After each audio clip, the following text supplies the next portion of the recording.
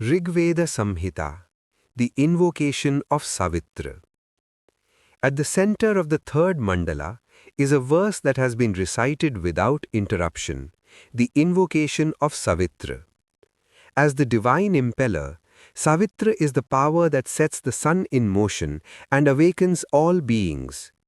The mantra is recited at the junctions of time, such as dawn and dusk, to govern transitions and stimulate spiritual insight.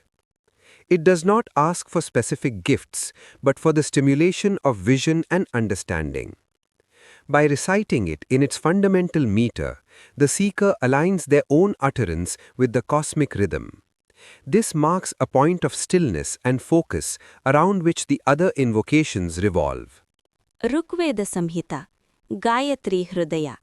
ಮಹರ್ಷಿ ವಿಶ್ವಾಮಿತ್ರರ ದರ್ಶನ ವೈದಿಕ ಚೇತನದ ದಿವ್ಯ ದೃಷ್ಟಿಯು ಈಗ ತನ್ನ ಪರಮ ಪ್ರಕಾಶಮಾನವಾದ ಕೇಂದ್ರಬಿಂದುವನ್ನು ತಲುಪಿದೆ. ತೃತೀಯ ಮಂಡಲದ ಈ ಹೃದಯ ಭಾಗದಲ್ಲಿ ಮಹರ್ಷಿ ವಿಶ್ವಾಮಿತ್ರರ ಕುಲದ ಪವಿತ್ರ ಯಾತ್ರೆಯು ಅತ್ಯಂತ ಗಹನವಾದ ಒಮ್ಮುಖ ಸ್ಥಿತಿಯನ್ನು ಮುಟ್ಟಿದೆ.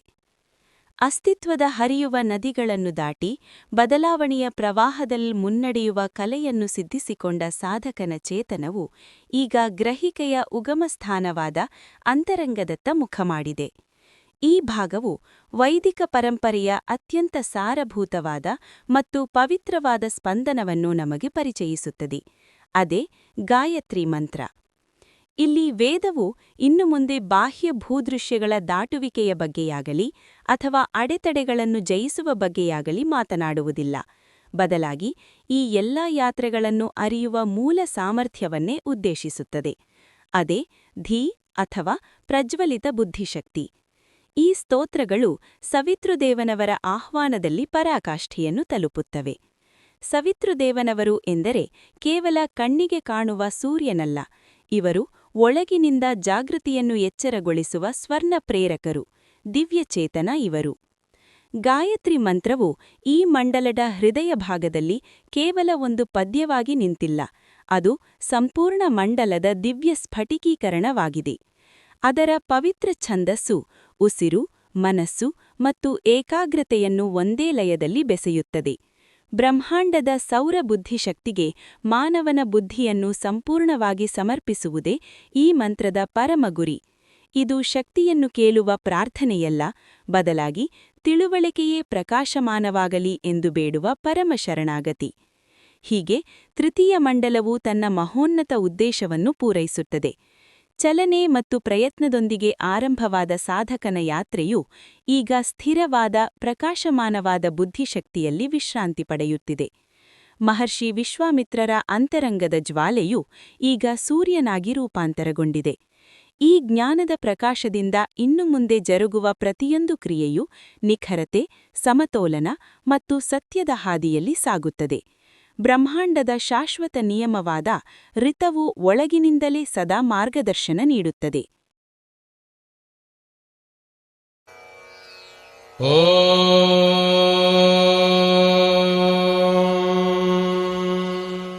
ಶ್ರೀ ಗುರುಭ್ಯೋ ನಮಃ.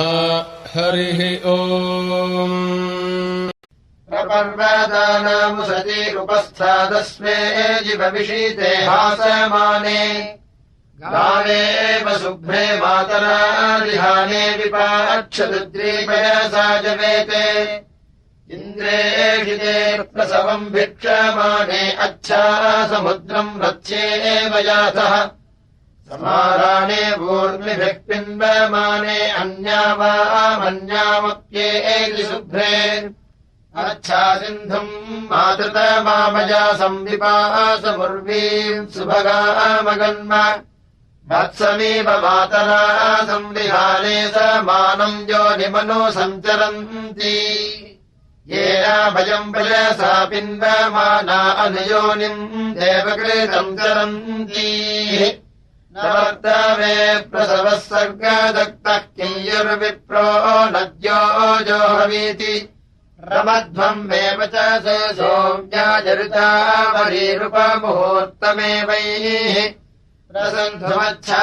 ಬೃಹತೀಮನೀಶಾಭಸ್ಯುರಃ ಮೇ ಕುಶಿಕಸ್ಯ ಸೂನುಃ इन्द्रो अस्मारदद्वज्रबाहुरपाहन् वृत्रम् पारिधिम् नदीनाम् देवो नयत्स पितासु पाणिस्तस्य वयम् प्रसवेयामभुर्वीः प्रवाच्यम् सस्वधा वीर्या अन्तरिन्द्रस्य कर्मयदहिम् विभृश्चत् विवज्रेण परिषदो जघानायन्नापोजनमिच्छमानाः एतद्वचो गिरितर्माभिमृष्टा आयत्ते घोषानुत्तरायुगानि उक्थेषु कारो प्रतिनो जुजस्वमानो निकः पुरुषत्रा नमस्ते वोढस्वसारः कारवे शृणोत ययौ वो दूरादनसारथेन निषून मध्वम् भवता सुपाराधो अक्षाः सिन्धवः श्रोत्याभिः आदेकारो शृणवामावचांसि ययाथ दूरादनसारथेन निदेनम् सैप्याने वयोषामर्यायेव कन्या सस्वचैते यदङ्गत्वा भरताः सन्तरे युर्गव्यम् ग्रामयिषित इन्द्रदूतः हर्षादः प्रथमः सर्गदर्गावो वृणे सुमतिम् यज्ञयानाम् अतारिषर्भरदागव्यवः समभक्तविप्रसुपतिम् नदीनाम् प्रविन्मध्वमिषयन्ती सुनाथा भक्षणा प्रणध्वम् जातशीभम् उद्बभूर्मिः संज्ञाहन्त्वा भोजोक्त्राणि मुञ्चत मादुष्कृतो येन साज्ञौ सूनमारताम्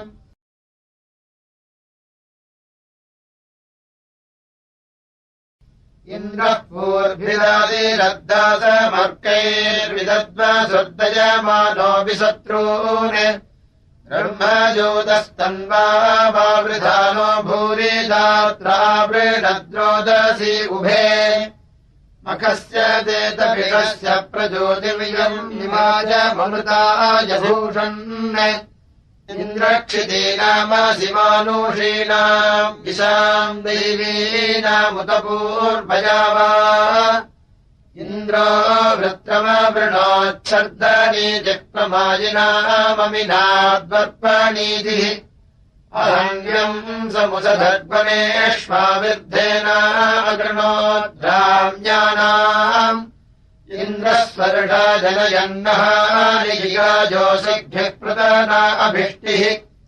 प्रारोजयन्मन वेगेतुमह्नामविन्दज्योतिर्बृहतेरणाय इन्द्रस्तु च बर्हणा आविवेश नृपद्दधानो नर्याः पुरूणि अचेदयद्धिय इमाजरित्रे प्रेमम् वर्णमदिरच्छुक्रमासाम् महानि बनयन्त्यस्येन्द्रस्य कर्म सुकृता पुरूणि विजयेन विजनान् संविवेडमायाभिर्दस्योऽङ्ग्रविभोद्योजाः युधेन्द्र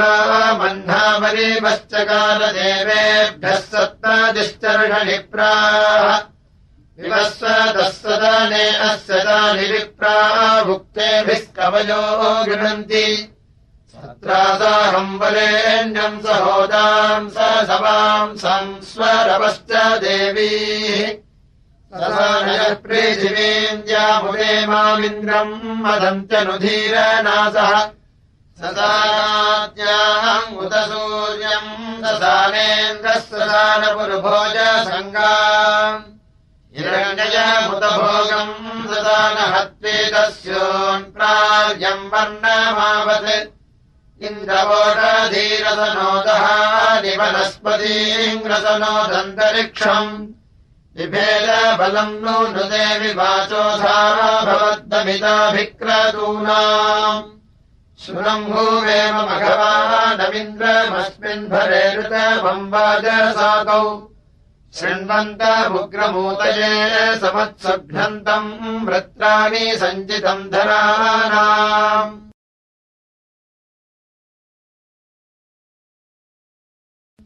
तिष्ठा हरीरथा युज्यमानायाहि वायुर्न निजितो नो अच्छ इवास्यन्तो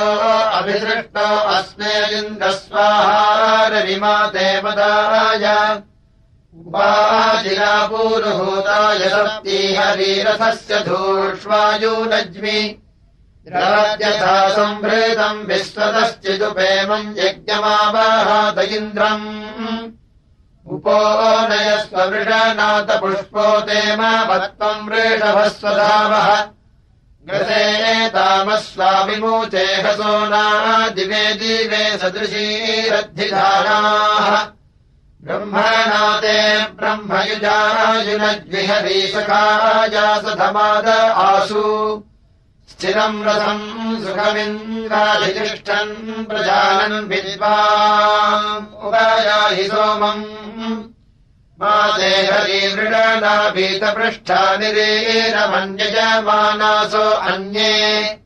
अत्यायाहि सस्वतो भयन्तेरम् सुतेभिः प्रणवामसोमैः तवायम् सोमस्त्वमे ह्यर्वाम् सस्वत्तमम् सुमना अस्य पाहि अस्मिन् यज्ञे बर्हिष्यारिषद्यादधिष्वेमम् जठर इन्दूरिन्द्र स्तीर्णन्ते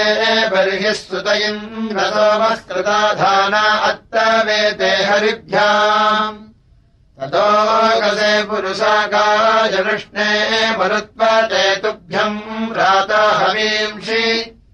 इमम् नरः पर्वतास्तुभ्यमापःसमिन्द्रगोभिर्मधुमन्तमक्रन् तस्यागत्या सुमनारिष्ववाहि प्रजानन् विद्वान् तस्या अनुस्वाहा यावयो मरुता इन्द्रसोमेये त्वामवर्धन्न भवन् गणस्ते तेभिरेतम् सुजोषा वावसानो ओग्नेः पीर्वजिह्वया सोमामिन्द्र इन्द्रविवस्वधया जित्सुतस्याग्नेर्वा पाहि जिह्वया यजत्र अध्वर्योर्वा प्रयातम् सक्रहस्ताद्धोदर्वा यज्ञम् हविषो जुषस्व सुरङ्गोवेम मघवानमिन्द्रमस्मिन् भरे नृतमम् वाजसातौ शृण्वन्तमुग्रमूतये समत्सुघ्नन्तम् वृत्राणि सञ्चितम् धनानाम्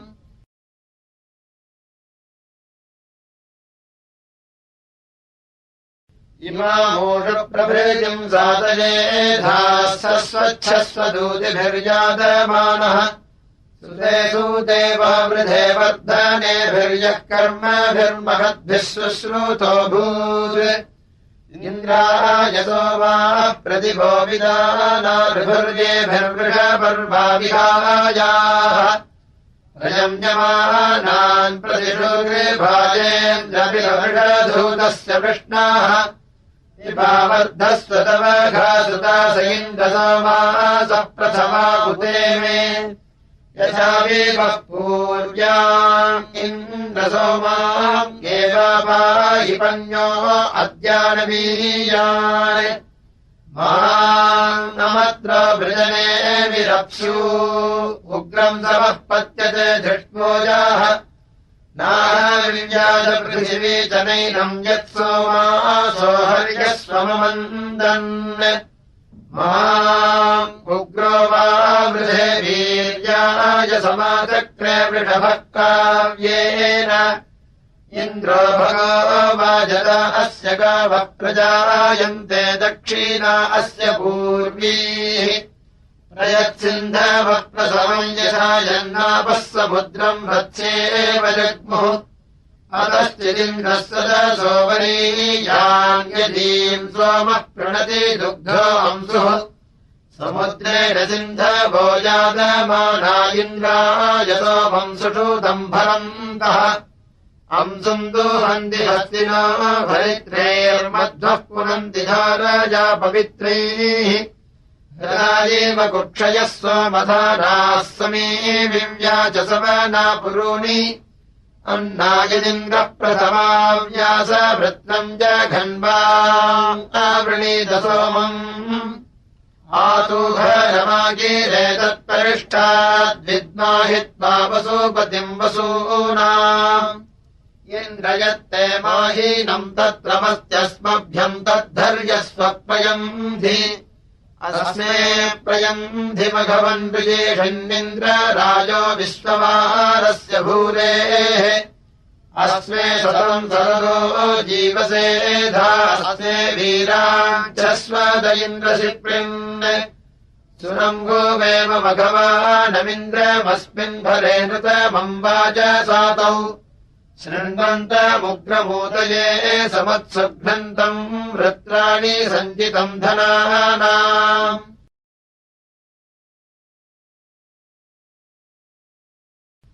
मार्त्रहत्याय सवसे मृतनाशाह्याय च इन्द्रत्वा वर्धयामसि अर्वाचीनम् सुदेमन बुधचक्षुः सतक्रतो इन्द्र कृण्वन्तु वाघताः नामानि ते सदक्रतो विश्वाभिर्गीर्भिरीमहे इन्द्राभिमातिशाह्ये पुरुष्टुतस्य धामाभिः सतेन महयामसि इन्द्रस्य दर्शने धृताः इन्द्रम् वृत्राजहन्तवे पुरुहूतमुपब्रुवे भरेषु वाच सातये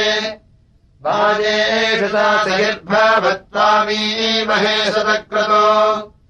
इन्द्रवृत्राजहन्तवे द्युम्नेषु पृथनाज्ये प्रत्सुतोर्षस्रवस्सु च इन्द्रसाक्ष्वाभिमातिषु सुष्मिन्दमन्नभूतये द्युम्निनम् पाहि चाग्रेविम्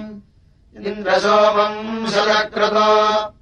इन्द्रियाणि सदक्रतो जाते जनेषु पञ्चसु इन्द्रतानि ताव्रेणे अजन्निन्द्रस्रवो बृहद्युम्नम् दधिष्वदुष्टरम्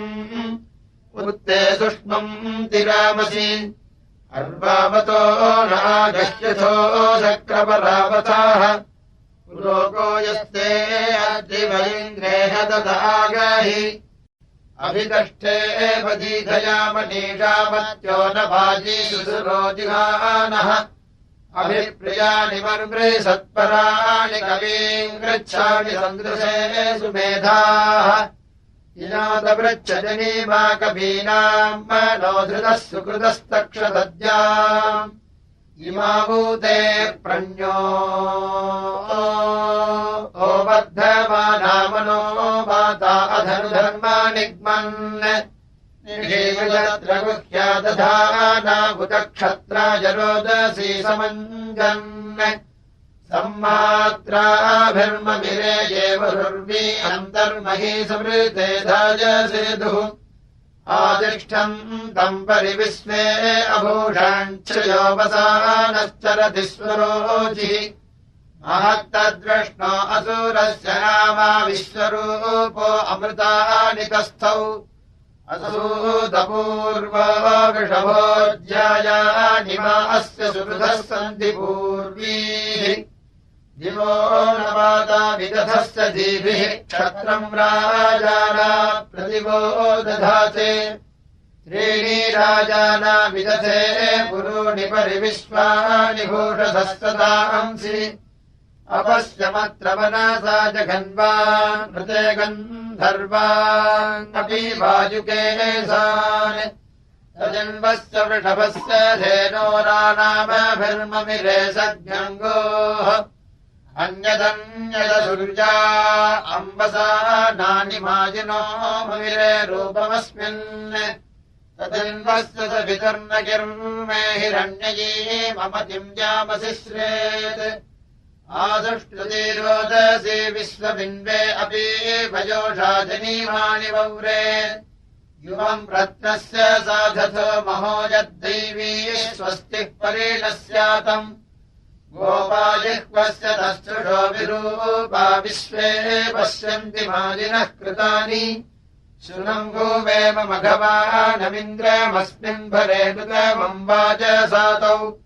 शृण्वन्तमुग्रमूतये समत्सुघ्नन्तम् वृत्राणि सञ्चितम् धनानाम्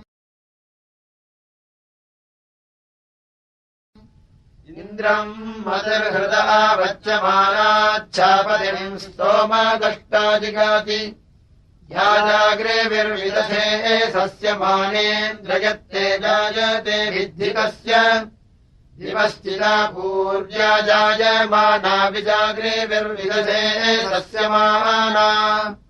भद्रावस्त्राण्यर्जुनावसाः नासेयमस्ने स न चाभित्याधीः यमाचिरत्रायमसूदसूदजिह्वाजा अग्रम् पतताह्यस्थात् वपूंषि जातामि सुना स चेते तमोहनातपूषो बुद्धयेता न कीरेषाम् निन्दितामत्येषु ये अस्माकम् पितरो गोषु योधाः इन्द्रायेषाम् ब्रह्मितामाहीराभानुद्गोत्राणि ससृजे दंसरावान् सखाः यत्र सखीभिर्नवग्मैरभिज्ञा सत्त्वाभिर्गानुग्मन् सत्यम् तदिन्द्रो दशभिर्दशग्भैः सूर्यम् विवेदतमशिक्षियन्तम् इन्द्रो मधुसम्भृतमुस्यायाम् पद्मद्विवेदसभवन्नमेकोः गुहाहितम् गुह्यम् गूढमप्सु हस्ते दधे दक्षिणे दक्षिणावान् ज्योतिर्वृणीततमसो विजानन्नारे स्यामदुरितादभीके इमा गिरः सोमपाः सोमवृद्धजुषस्वेन्द्रपुरुतमस्य कारोः ज्योतिर्यज्ञाय रोदसी अनुष्यादारे स्यामदुरितस्य भूरेः भूरे जिद्धितो जतो मत्यस्य सुपारासो वसवो बर्हणावत् सुनङ्गोमेव मघमानमिन्द्रमस्मिन् भरे कृतमम्बाजसातौ शृण्वन्तमुग्रमूतये समत्स्वघ्नन्तम् वृत्राणि सञ्चितम् धनानाम्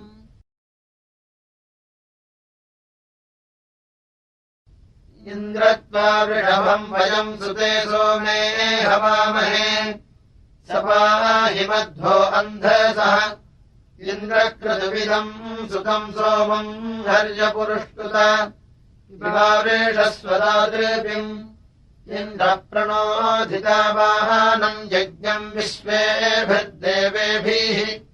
तिरस्तवानविस्पते इन्द्रसोमाः सुता जिमेतभप्रयन्ति सत्पते क्षयम् चन्द्रास इन्द्रवः दधिष्वा जठरे सुतम् सोममिन्द्रवरेण्यम् तवद्युक्षास इन्द्रवः निर्वणः पाहिनः सुतम् मधोर्धाराभिरज्यसे इन्द्रत्वादातमिद्यसाः अभिद्युम्नानि बलिन इन्द्रम् सजन्ते अक्षीता पीत्वी सोमस्य वावृधे अर्वावतो नागाहि परापतश्च वृत्रहन् इमाजूषस्वनो गिराः यदन्तरापरावतमर्वावतम् च हूयसे इन्द्रेह तदागाहि आमून इन्द्रमध्यग्भुवानः सोमपीतये हरिभ्याम् याह्यग्रिवः सत्त्वोदानरिद्वियस्तिस्थिरे बर्हिरानुषक्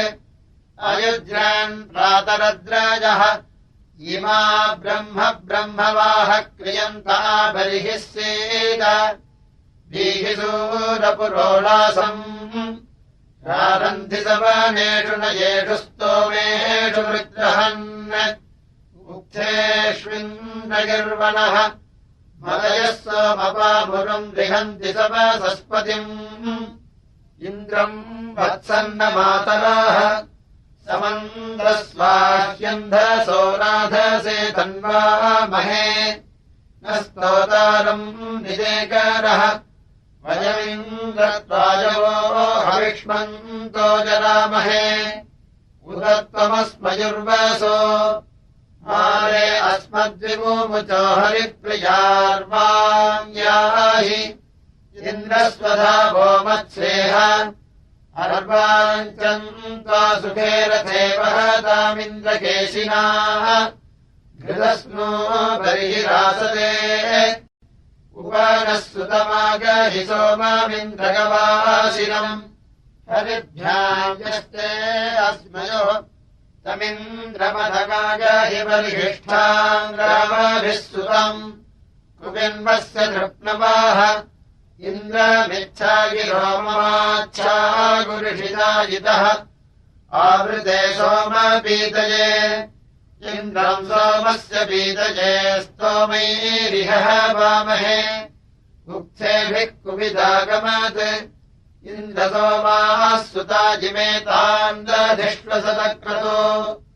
जठरे वाजिनीवसो विद्माहित्वा धनञ्जयम् वाजेषु दधिषम् कवे अधाते सुम्नमीमहे इममिन्द्रगवासिरम् जवासिरम् च नः पिब आगत्या वृषभिः सुतम् तुभ्येदिन्द्रस्वभोक्ये ये सोमम् चोदामि भीतये एकरारन्तु ते हृदे त्वाम् सुतस्य पीतये प्रत्नमिन्द्रहवामहे कुशिकासो अपस्यवाः आयाह्यर्वामुपाबन्धुरेष्ठास्तवेदनः प्रतिवस्त्वमपेयम् प्रियासखायाभिभुचोपबर्हिस्त्वाभिमेहव्यवाहो हवन्ते आयाहि पूर्वीरतिषणीराम् हर्य आशिषमुपनो हरिभ्याम् इमाहित्वा मतयस्तोमदष्टागिन्द्रहवन्ते सख्यम् जुषाणाः आनो यज्ञम् न वो वृधम् सजोषा इन्द्रदेवहरिभिर्याहितूयम् अहम् जित्वा मतिभिर्जोहवीमिघृतप्रजाः स्वधमा देवधूना आधत्वामेका वृषणावहातो हरीसखाया सुधुराः स्वङ्गाः ध्यानावदिन्द्रः सवनम् जुषानः सखा सख्यः शृणवद्वन्दनानि कुविन्मा गोपाङ्करसेजनस्य कुविद्राजानम् मघवन् विजेषिन् कुविन्मर्षिम् बपिवांसम् सुतस्य कुविन्मेवस्वो अमृतस्य शिक्षाः आत्मा बृहन्तो हनयो युजाना अर्वागिन्द्रसधमादो वहन्तु प्रयेद्विदादिवरिञ्जन्त्याधास्तुतम् वृष्टासो वृषभस्य मूराः इन्द्रपिबवृषधूतस्य वृष्णायन्ते स्वेन पूसते च भार यस्य मतेच्छावयसि प्रकृष्टिर्यस्य मते अपगोत्रावपर्थ शृणङ्गुवेम मघवानमिन्द्रमस्मिन् भरे कृतमम् वाजसातौ शृण्वन्तमुग्रमूतये समत्स्वध्वन्तम् वृत्राणि सञ्जितम् धनानाम्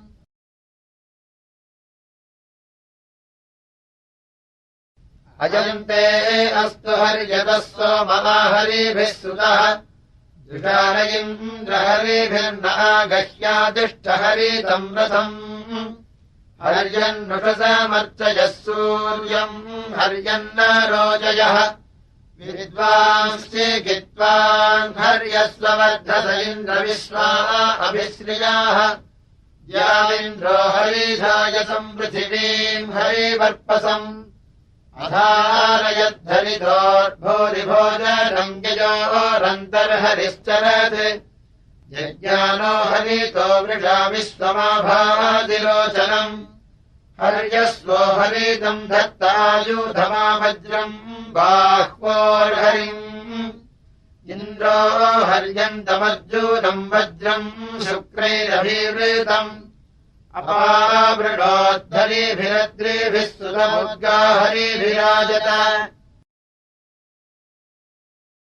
आमन्त्रैरिन्द्रहरिभिर्याहि मयूररोमभिः मा त्वागे चिन्यमन्विन्नपासिनोति धन्वे वताः वृत्रघातो बलम् वृजः पुरा धर्मो अपामजः स्थादारथस्य हर्यो रभिस्वर इन्द्रो दृढाचीदारुजः गम्भीराङ्गूदधीङ्ग्रीवक्रतुम् पुष्यसि गायीव प्रसु गोपायवसन्धेनवो यशा हृतम् कुल्यायीवासत आनस्तुजम् प्रयम्भराम् सन्न प्रतिजानते वृक्षम् पक्वम् फलमङ्कीव धूमिहीन्द्रसम्पारणम् वसु स्वयिरिन्द्रस्वरालसि स्मद्दिष्टिः स्वयसस्तरः समावृधानभोजसा पुरुष्टुतभवानः शुश्रवस्तमः युध्मस्य ते वृषभस्य स्वराजपुत्रस्य योनस्तवीरस्य घृष्वेः अदूर्ययो भद्रिणो वीर्या आनीन्द्रश्रुतस्य महतो महानि महाकाशिमहिषवृष्णेभिर्धनस्पृतग्रसगमानो अन्यान् एको विश्वस्य भुवनस्य राजा स योधया चक्षयया च जनान् प्रमात्राभिरिचेरोचमानः प्रदेवेभिर्विश्वतो अप्रदीतः प्रज्ञादिव इन्द्रः पृथिव्या प्लोरोर्महो अन्तरिक्षादृजीषी उरुङ्गभीरम् जनुषाभ्यो उग्रम् विश्वव्य च समभतम् नादीनाम् इन्द्रम् सोमासप्रदिवे सुदातः समुद्रम् न स्रवता विशन्ति यम् सोमामिन्द्रपृथिवीद्या वा गर्भन्न माता बिभृतस्त्वाया तन्ते हिन्वन्ति समूते मृगम् त्वध्वर्यवो मृगभवातवावु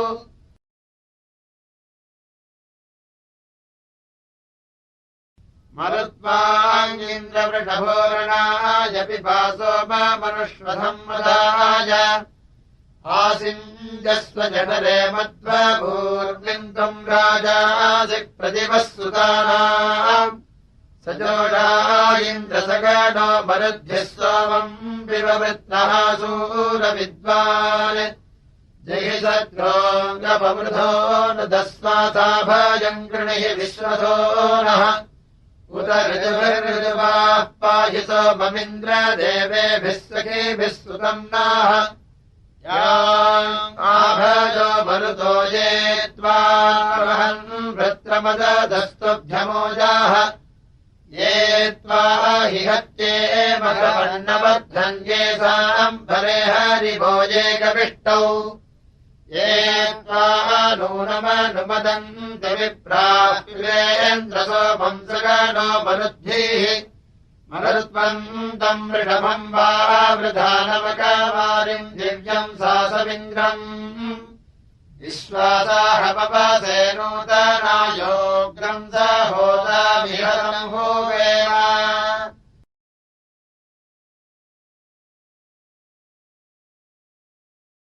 सद्योः जातो वृषभः कनेन प्रभक्तुमावतन्तः सुतस्य साधोः पीप प्रतिकामम् यथा ते रथाशिरः प्रथमम् सोम्यस्य यज्ञाजथास्ततः कामेंसोः पीयूषमपि भोगिरिष्ठाम् तम् ते माता परिजोषा जनित्रे महः पितुर्तमासिञ्चदग्रे उपस्थाय मातरमन्नमैष्टदिग्ममपश्यदभिसो ममूधाः प्रजापयन्नतरग्रत्सो अन्यान् महानी चक्रे पुरुषः प्रतीकः उग्रस्तु राषालविभूत्योजा यथा वसन्तन्वम् चक्रजेषः त्वष्टारमिन्द्रो जनुषा विभूजामुष्या सोममपि वच्चमूषु सुनम्भूवेम मघवानमिन्द्रमस्मिन् भरे नृतमम्बाजसातौ शृण्वन्तमुग्रमूतये समत्सुघ्नन्तम् वृत्राणि सञ्चितम् धनानाम्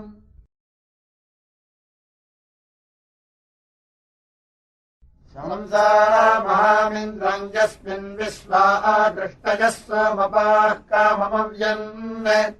यम् सुक्रतुम् धिरणे बिभ्रदष्टम् घनम् वृत्राणाम् जनयम् तदेवाः यन्न न गिःपृतनासु स्वराजम् द्वितातराजकृतमम् हरिष्ठाम्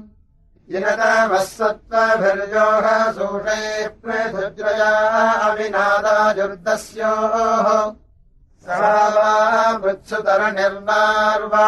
व्यानसी रोदसी मेहनावान्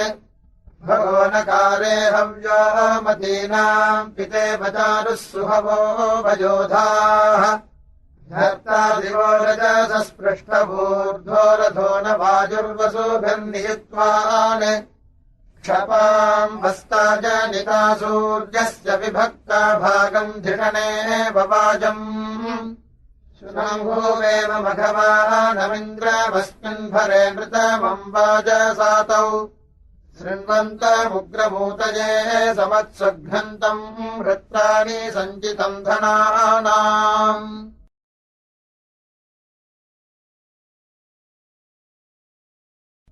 इन्द्रस्वाहा पिबतु यस्य सोम आगत्यातुम्रो वृषभो मरुत्वान् ओरुव्यजाः प्रणता मेभिरन्नैरास्य हविस्तन्वा अकामवृद्ध्याः आदेशपर्यूयवसे युनज्ञयोरणः प्रतिपः सृष्टिमावाह इहत्वाधेजुर्हरजस्सुचि प्रपिपात्वा अस्य सुषूतस्य चारोः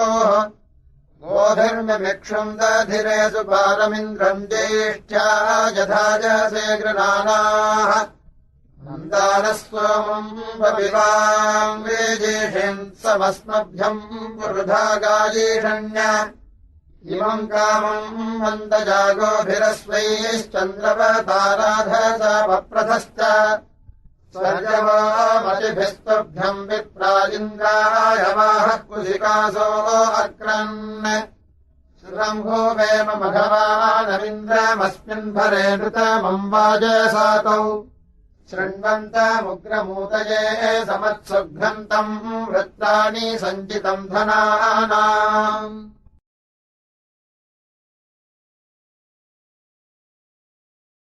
ऋषणीधृतम् मघवानमुख्या अमिन्द्रम् गिरो बृहतीरभ्यनूषत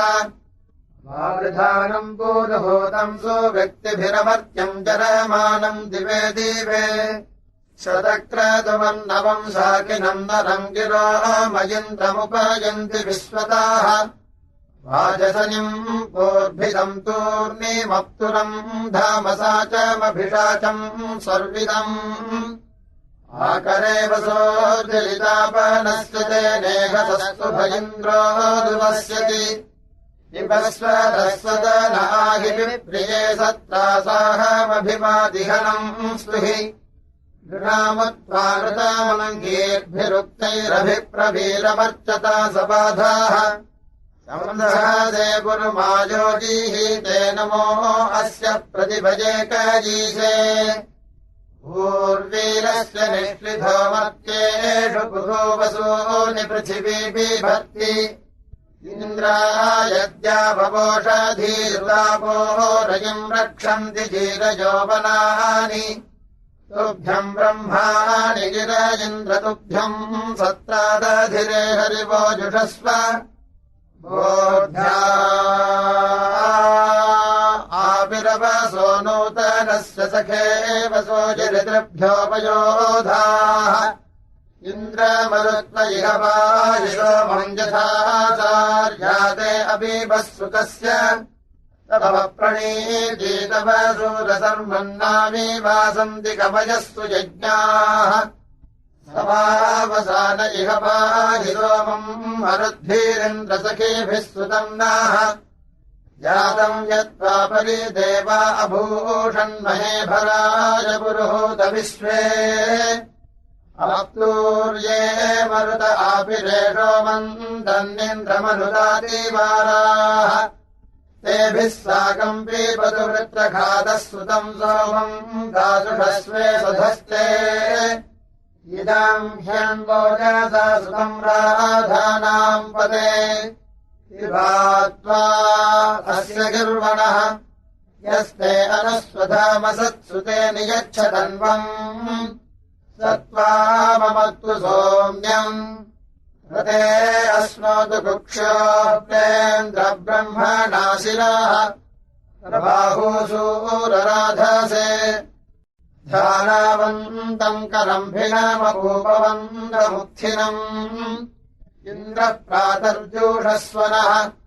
पुरोडासम् पचत्यम् जुषस्वेन्द्रागूरस्व च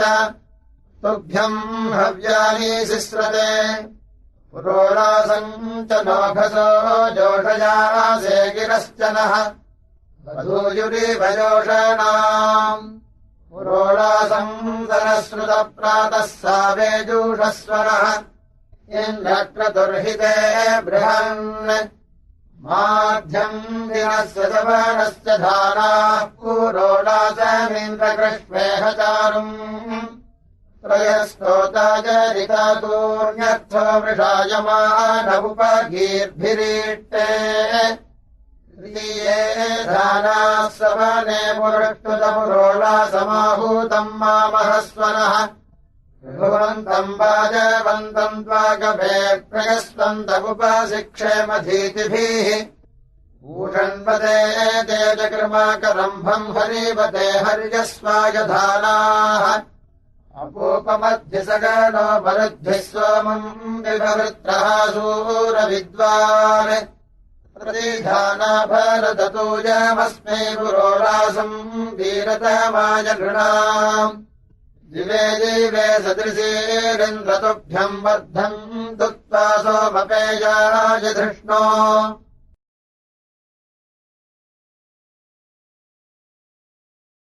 इन्द्रापर्वता बृहता रथेन वामीरिष आवहतम् सुवीराः ीलम् हव्यान्यध्वरेषु देवावर्धेताम् गीर्भिर्न यावदन्ता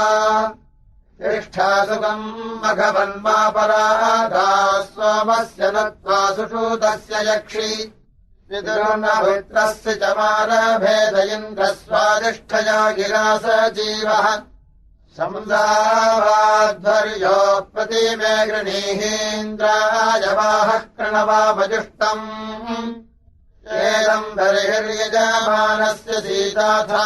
जभूदुःखमिन्द्राय सस्तम् यायेदस्तम् मघवांसे द्विजो निस्तदित्वा युक्ता हरयो वहन्तु यदा कदा च सुनवामसोममग्निष्ट्वा दूतो धन्वात्यच्छ परायाहि मघवन्ना च याहीन्द्रभ्रातरुभयत्रा ते अर्थम् यत्र रथस्य बृहतो निधानम् विमोचनम् वाजिनो रासभस्य अपास्वमस्तमिन्द्रप्रजा हि कल्याणीर्जायासुरनम् गृहेते यत्र रथस्य बृहतो निधानम् विमोचनम् वाजिनो दक्षिणावत् इमे भोजा अङ्गीरसो विरूपादिवस्पुत्रासो असुरस्य वीराः विश्वामित्राय ददतो मघानि सहस्रसावे प्रतीरम् तायुः रूपम् रूपम् मघवा वो भवीति माया कृण्वानस्तन्वा अम्बरिस्वा यद्दिवः परिमुहूर्तमाघास्वैर्मन्त्रैरनृतुपारता वा महाङ्गृहिर्देवजा देवजूतोस्तभ्नात् सिन्धुमन्नवम् प्रचक्षाः विश्वामित्रो यदवहत्सुता समप्रीयायत कुशिकेभिरिन्द्राः हंसाजीव कृणुतः श्लोकमद्रिभिर्मतम् तो गीर्भिरध्वरे सुते स च देवेभिर्विप्रारिषयो नृचक्षसो विपीबध्वम् कुशिकाः सौम्यम् मधु उपप्रेत कुशिकाश्चेदयध्वमस्वम् राये प्रमुञ्चता सुतासाः राजा वृत्तम् जङ्घनत्रागभागुदगता यजा देवरा पृथिव्याः यजिमे रोदसी मुखे अहमिन्द्रमदुष्टवम् विश्वामित्रादरक्षते ब्रह्मेदम् भारतम् जनम् विश्वामित्रा अरासत ब्रह्मेन्द्राय वज्रिणे करदिन्दः सुराधसः किन्ते कृण्वन्ति कीकाटेषु गावो नासिरम् दुःखेन तभन्ति घर्मम् आनो भरप्रमागन्तस्य वेदो नैता साकम् माघवन् रन्धयानः सत्परीरमातिम् बाधमाना बृहन्नीमाय जमदग्निदत्ता आसूर्यस्य दुहिता तदानश्रवो देवेष्वमृतमजुर्यम् सर्परीरभरत्तूजमेभ्योऽधिस्रवः पाञ्चजन्यासु वृष्टिषु सा भक्ष्या आनम् जमाजुर्दधानायाम् मे परस्तिरवदग्नयो ददुः स्थिरौ गावो भवताम् वेरुरक्षो मेधा विबर्हिमायुगम् विशारि इन्द्रः पादल्ये ददताम् सलीतोररिष्टने मे अभिनस्तचस्व बलम् देहि तनूषु नो बलमिन्द्रानलुत्सूनः बलम् तोकायतनयाय जीवसे त्वम् हि बलता असि अभिव्ययस्व खदिलश्च सारमोजो देहि स्पन्दने शिंसपायाम् अक्षवीलो वीलितवीलयस्व मायामादस्मादवजीहि पोनः अजमस्मान्वनस्पतिर्माचः माचरीरिषत् स्वस्य गृहेभ्यः वसा विमोचनात् इन्द्रोदिभिर्बहुलाभिर्ना अद्ययाच्छेष्टाभिर्मघवञ्छूरजिन्व यो नोद्वेष्टिधरस्तस्पदेष्टयमुद्युष्मस्तमुप्राणो जहातु रसुम् सिद्वितपतिसिम्बलम् सिद्विगृह्यति मुखादीदिन्द्रजेषम् प्रयस्ताभेन वस्यति न सायकस्य जिगिते जनासो लोधम् नयन्ति पशुमन्यमानाः नावाजिनम् वाजिनाः हासयन्ति न गर्दभम् पुरो अश्वान्नयन्ति इमयिन्द्रभरतस्य पुत्राभिभित्वम् चीकितुर्न प्रभित्वम् हिन्वन्त्यश्वमलनम् न नित्यम् ज्यावाजम् परिणयन्त्याजौ इमम् महे विदध्याय सूषम् सस्वत्रत्वयेव्याय प्रजभ्रुः शृणोतु नोदम्येभिरणीकैः शृणोत्वग्निर्दिव्यैरजस्रः मही महे दिवे अर्चा पृथिव्यै कामो मयिच्छम् चरति प्रजानन् ययोर्हस्तो मे विदधेषु देवाः स पर्यवो मादयन्ते स चायोः युवोर्हृतम् रोदसी सत्यमस्तु महेषु नस्तु विदाय प्रभूतम् इदम् दिवे नमो अग्ने पृथिव्यै स पर्यामि प्रजसाजाभिरत्रम् उतो हिमाम् पूर्व्याः विभिद्रऋतावली रोदसी सत्यवाचाः नरश्चिद्वाम् समिधे सूरसासौ मन्दिरे पृथिविवे विधानाः को अद्धावेदक इह प्रवोचद्देवान् अच्छापथ्या आकाशमेति दृष्टयेषामपमासदाम् शिभरेषु जागुह्येषु व्रतेषु कविर्नृचक्षा अभिषेमचष्टऋतस्य यो नाविघृते वदन्ति नानाचक्राते सदनम् यथा वेः समानेन क्रतूना संविधाने समान्याभियूते दूरे अङ्गे ध्रुवे पते तस्थतर्जागरूके उत स्वसारायुवती भवन्ति आरुब्रुवादे मिथुनानि नाम विश्वे देते जनीमासम् विविक्तो महो देवान् बिभ्रतीनम् व्यथेते एतद्ध्रुवम् पच्यते विश्वमेकम् चरत्पदत्रिविषूणम् विजातम् सनापुराणमध्ये न्यारान्महः पितुर्जनितुर्जामितन्नाः देवासो यत्रापनिदारगे वैरुगौ पथिव्यूते तस्तुरन्दः इमम् स्तोमम् रोदसी प्रब्रवीम् युधूधरा शृण्वन्नग्निजिह्वाः नेत्रः सम्राजो वरुणो युवानादित्यासः कवयः पप्रधानाः हिरण्यवाणिः सवितासु जिह्वस्त्रिरादिवो विदधे पत्यमानः देवेषु च सवितश्लोकमश्रेरादस्मभ्यमासूपसर्वतातिम्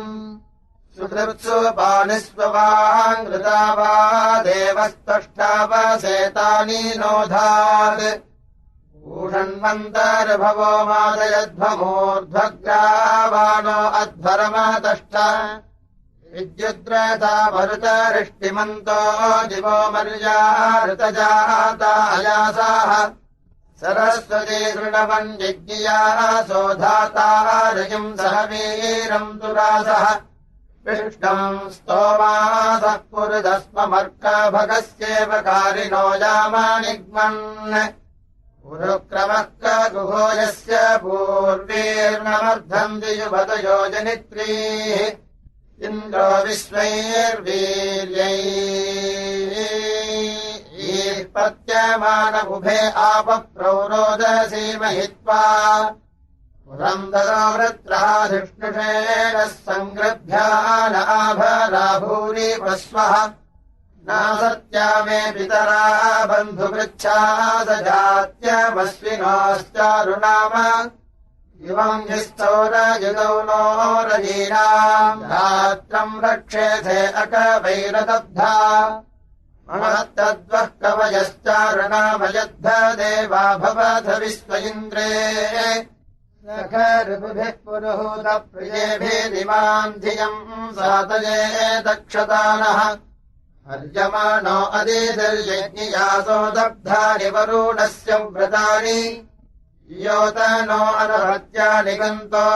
प्रजावान्नः पशुमाम् अस्तु गातुः देवानाम् दूतः पूरुधः प्रसूतो नागान्नो वोचतु सर्वताता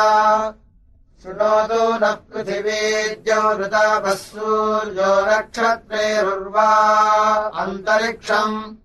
शृण्वन्तु नो वृषणः पर्वतासो ध्रुवक्षेमासैलजापदन्तः आदित्यैर्नो अदितिः शृणोतु यच्छन्तु नो मरुतः शर्म भद्रम् सदा सुखः पीतुमाम् अस्तु पन्था मध्वा देवावोषधीः सम्पिवृक्ता भगवो मे अग्ने सख्येन वृद्ध्या उद्राजो अस्याम् सदनम् पुरुक्षोः स्वदस्वहव्यादिरोदिदेह्यस्मद्या अत्सम्मीमिः स्रवांसि विश्वाङ्गग्ने वृत्सुताम् जेषि शत्रूनः विश्वा सुमनादीदिहीनः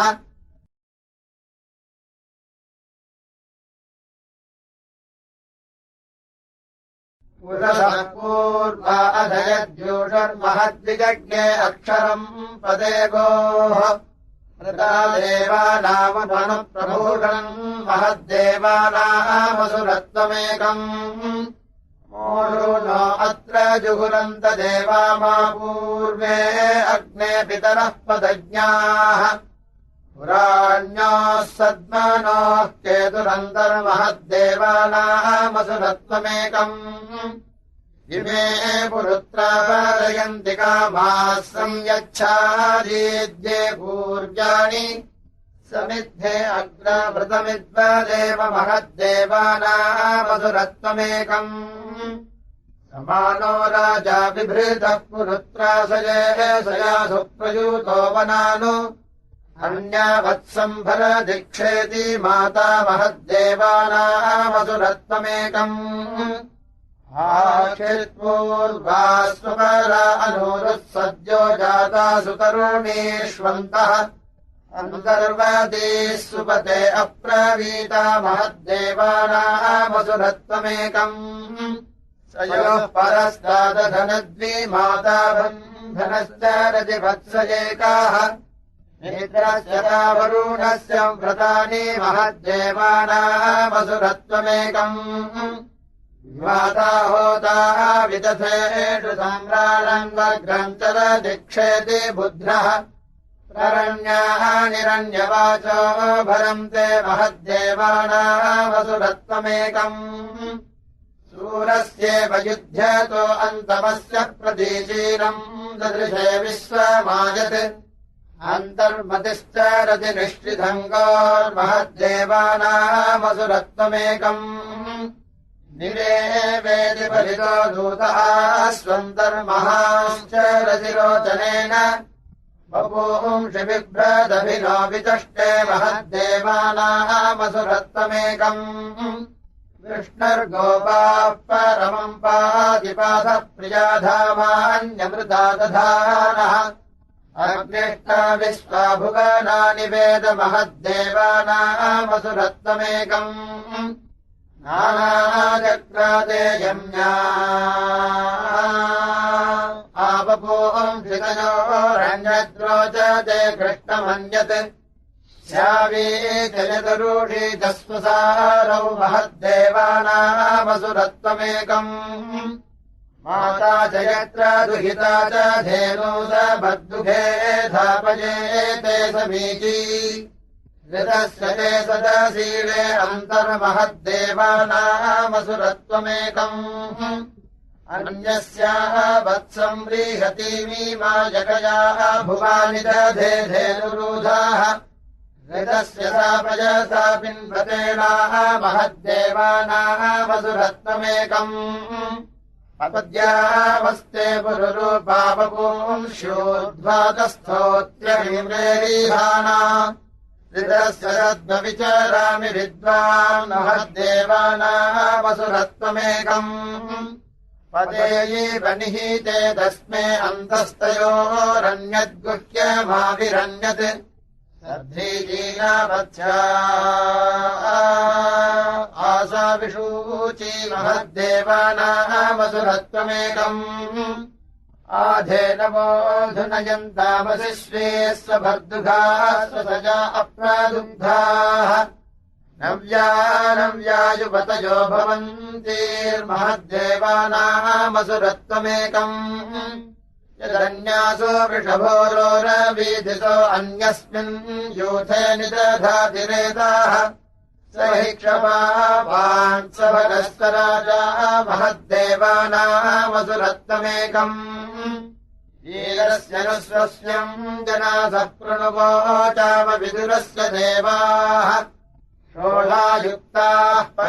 पञ्चावहन्ति महद्देवानामसुरत्वमेकम्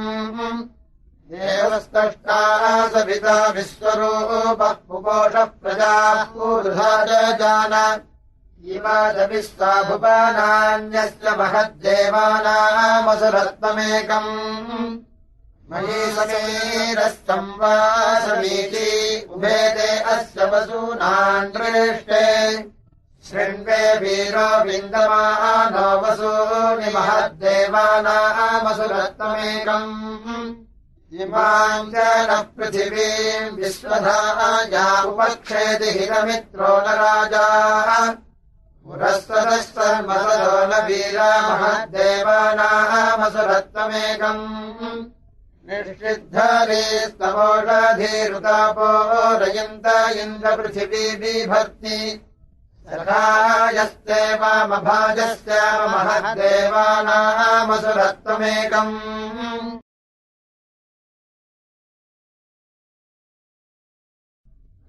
मीनन्दिमालिनो न धीरा व्रता देवानाम् प्रथमा ध्रुवाणि न रोदसी अध्रुवा भेद्याभिर्न पर्वतानिगमेतस्थिवांसाः षड्भाराण्येको अचरम् विभद्रतम् वरिष्ठमुपगावागुः तिस्रो महीरुपरास्तस्तुरत्यागुहाद्वे निहीते दर्शेकाः नृपाजस्य वृषभो विश्वरूपभूत त्रिधा पूरुधः प्रजावान् रणीतः पत्यते माहीना वांसरेतो वृषभः स्वस्वतीनाम् अभीग आसाम् पदवीरबोध्यादित्यानामक्वेतारुनाम आपश्चिदस्मा अरमन्त देवीः पृथग्वजन्तीः परीडेव वृञ्जन् त्रिषधस्था सिन्धवस्त्रिष्टवीणामुतत्रिमाता विदधेषु सम्राट् नास्तिस्रो अभ्यास्त्रिरादिवो विदधे पत्यमानाः त्रिरादिवस्य विदर्वार्याणि दिवे दिवासु भद्रन्नो अह्नाः त्रिधातु राज आसु भावसु निभगत्रादर्धिगणे सातयेधाः त्रिरादिवस्य विदासोषवीधिराजाः नामित्रावरुणासु पाणी आपस्थितस्य रोदसे चतुर्वीरत्नम् भिक्षन्दस विदुः समाज त्रिरुत्तमादूनसा रोचनानि त्रयो राजन्त्यसूदस्य वीराः रावानगिषिरादूलभाः शस्त्रिरादिवो विदथे सन्तु देवाः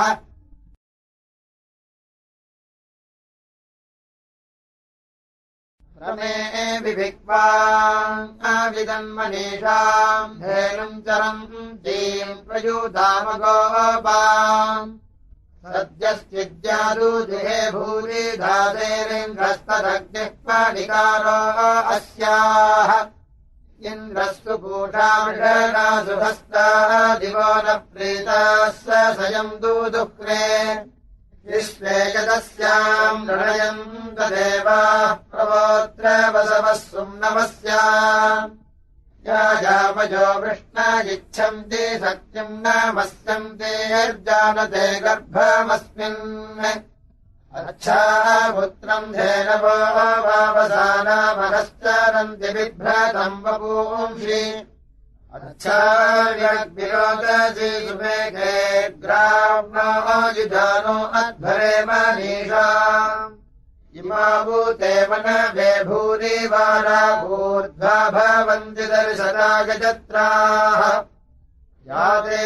जिह्वा मधुमती सुमेधा अग्ने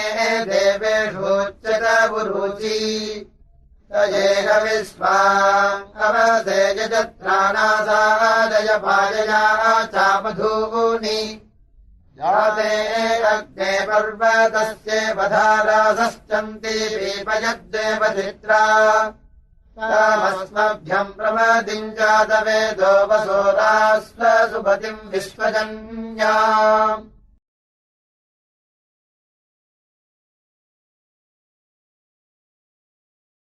धेनुः प्रत्नस्य काम्यम् दुहानान्तः पुत्रश्च रतिदक्षिणायाः आद्योदयम् वहति शुभ्रया मोषधस्तोमो अश्विनावजीगः सुयुग्वहन्ति प्रतिभामृतेनोर्ध्वा भवन्ति पितरेः वमेधाः जनेधामस्मद्विपनेर्वनीषाम् युवोरवश्च कृमाजातमर्वाणि सुयुग्भिरस्वैः सुहृदारथे रतस्राविमाम् श्लोकमग्रेः इमङ्गपाम् प्रत्यवर्तिम् गमिष्ठाहुर्विप्रासो अश्विना पुराजाः आमन्येदामागतम् कश्चिदे वैर्विश्वे जनासो अश्विनाः हवन्ते इमा हि वाम् गौरजीगामधूनि प्रमित्रासो न ददुरुस्रो अग्रे चिरः पुरोचिदश्विनारजाम् स्याम् घोषो वाम् मघवानाजनेषु ये भजातम् पतिभिर्देवजानैर्दस्राभिमेवाम् निधयो मधूनाम् पुराणोकः सख्यम् शिवम् वाम् युवोर्न राद्रवीणम् जह्नाव्याम् पुनः कृण्वानाः सख्या शिवानि मध्वा मदेम सहनूषमानाः अश्विना वायुना युवम् सुदक्षा नियुद्भिश्च सजोषसा युवाना नासत्यातिरो अह्नम् जुघाना सोमम् विपदमसृधा सुदानु अश्विनापरि वामिनः पुरुचिरेजर्गेर्भिर्यतमाना अमृद्भ्याः अथो गवामृतजा अद्रिजूतः परिद्यावा पृथिवीयादि सद्यः अश्विनामधुरुत्तमो युवाकुस्वस्तम्बातमागतम् दुरोणे तथो गवाम् भूरिवर्पः कलिकृत्सुतावतो निष्कृतमागविष्टः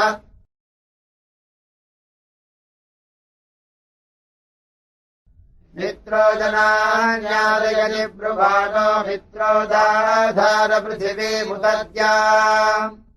मित्रः कृष्टेन निमिषाभिचष्टे मित्राय हव्यम् घृतवज्जुहोत तदमित्रमर्तो अस्तु प्रयस्वान्यस्त आदित्यशिक्षतिम् व्रतेन न हन्यते न जीयते त्वोतो नैनमम् भो अश्नात्यन्ते तो न दूरात् अनमीवासगिलजामदन्तोमितज्ञ वो वरीमन्ना पृथिव्याः आदित्यस्य व्रतमुपक्षियन्तो वयम् मित्रस्य सुमतौ स्याम अजम् मित्रो नामस्य सुसेवो राजा सुक्षत्रो जनिष्ठभेदाः तस्य वयम् सुमतो यज्ञयस्यापि भद्रेदो मनसे स्याम महादित्यो नमसोपसद्यो जातयज्ञनो गृणते सुसेवाः तस्माजेतत्पन्यतमाय दृष्टमग्नो मित्राय हविराजुहोत मित्रस्य दर्शनीहृतो वो देवस्य दानसि युम्नम् चित्रस्रवस्तमम् अभियो वाहिनादिवम् मित्रो बभूव सप्रथाः अभिस्वरोभिः पृथिवीम् मित्राय पञ्चाये विवेदना अभिष्टे सवसे देवान् विश्वान् विभक्ति मित्रो देवेष्वायुषु जनाय वृक्तपरिहिषे इष्टव्रता अकः इहेह वो मनसा बन्धुता नरवसुजो जग्मुरभिषा निवेदसा याभिर्मायाभिः प्रतिज्योतिपर्पतः सौधन्वना यज्ञियम् भागमानसा याभिः सचेभिस्तमसा अपिंसतजया धिया कामरेणी दचर्मणः ये नगरी मनसा निरदक्षततेन देवत्वमृभवः समानसा इन्द्रस्य सख्यमृभवः समानसर्वरोर्नपातो अपसो दधन्विरे सौधन्वनासो अमृतत्वमेरीरे विष्टे समीभिः सुकृतः सुकृत्यया इन्द्रेण जात सरथम् सुते सचामतो वसाना भवता सहस्रिया नवः पृथिवैषु कृतानि वाघतः सौधन्वनानुभवो वीर्याणि च इन्द्रारुभिर्वाजवद्भिः समुक्षितम् सुतम् स ममावृढस्यागभस्योः द्विजेषिकामगन्धाजुषो गृहे सौधन्वनेभिः स्वगमत्स्वान्विभिः इन्द्रर्भुमान् वाजवान् वत्सेहनोऽस्मिन् सवने सच्चा पुरुष्टुत इमानि तुभ्याम् स्वराणि जेमिरेर्भरा देवानाम् मनुषश्च धर्मभिः इन्द्रर्भुभिर्वाजिभिर्वाजयन् निहस्तोमम् जरितुरुपजाहि यज्ञियम् शतम् केतेभिर्विदेभिराजवेरे सहस्राणीथो अध्वरस्य होमानि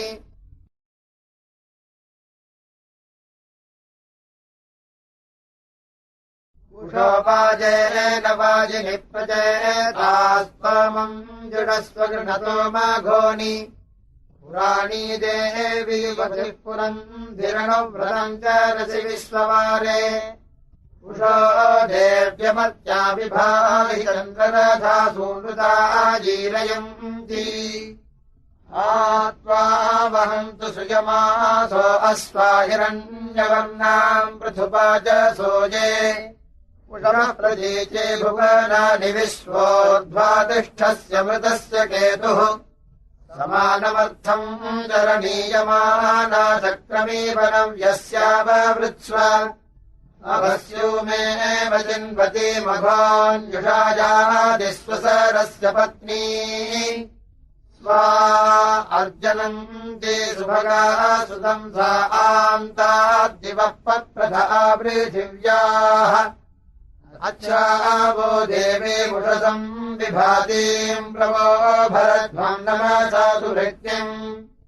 ऊर्ध्वम् मधुधादिविपाजो अस्वेत्परो जरारुचरन्वसन्द्रगे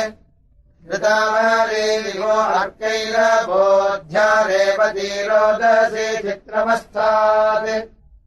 आयतीमग्नपुषसम् विभातीम् वाममे क्षिद्रवीनम् भिक्षमाणः ऋतस्य बुध्नपुषसामिषण्यम् नृडा महीरोदसी आविवेश महीमित्रस्य वरुणस्य माया चन्द्रेव भानुम् विदधे पुरुत्रा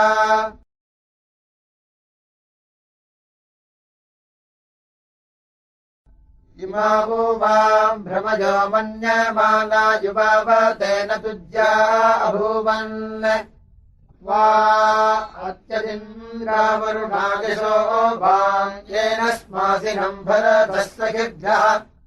अजनो वाम् पुरुतमो रयीयाञ्छस्वत्तमपरासेजोहवीति सजोषाविन्द्रावरुणा वरुद्भिर्दिवा पृथिव्यारेणुतम् हवम् मे अस्मे तदिन्द्रावरुणावसुष्यादस्मे रजिर्मारुतः सर्ववीरः अस्मान्वरोत्रीश्वरणीरवन्त्वस्मान् होत्रा भारती दक्षिणाभिः बृहस्पते जुगस्तनो हव्यानि विश्वदेव्या सा स्वरत्राणि दासुषे शुचिमर्कैर्बृहस्पतिमध्वरेषु नमस्यत नाम्योजाचके ऋषभञ्चर्षणीनाम् विश्वरूपपदाभ्यम् बृहस्पतिम् वरेण्यम् इयम् ते मूढन्नाघृणे सुष्ठुतिर्देवनव्यासि अस्माभिस्तुभ्यम् सस्यते ताञ्जूढस्व गिरम् मम वाजयन्ती ममाधियम् वधूजुरिभजोषणाम् यो विश्वाभिविपश्यति भुवनासम् च पश्यति नः पूषा पिता भूपत् तत्सवितुर्वरेण्यम् भर्गो देवस्य धीमहि धिजो यो नः प्रचोदयात् देवस्य सवितुर्भजम् वा जयन्तः पुरम् ध्या भगस्य रातिमीमहे देवम् नरस्य वितारम् विप्रायज्ञैः स्ववृत्तिभिः नमस्यन्ति धियेषिताः सोमो जिगादिगादिभिद्देवानामेतिष्कृतम् ऋतस्य योनिमासदम् सोमो अस्मभ्यम् द्विपदे च दुष्पदे च पशवेः अनमीवायुषस्करत् अस्माकमायुर्वर्धयन्नभिमादीः सहमानः सोमः सधस्थमासदत् आनो मित्रावरुणा घृतैर्गव्योतिमुक्षतम् मध्वारजांसि शुक्रतु पुरुषंसा वृथा मह्ना रक्षस्य राजसः ग्राघिष्टाभिः शुचिव्रता गृणानाजपदग्निना योनामृतस्य सीदतम् पातम् सोमामृता वृथा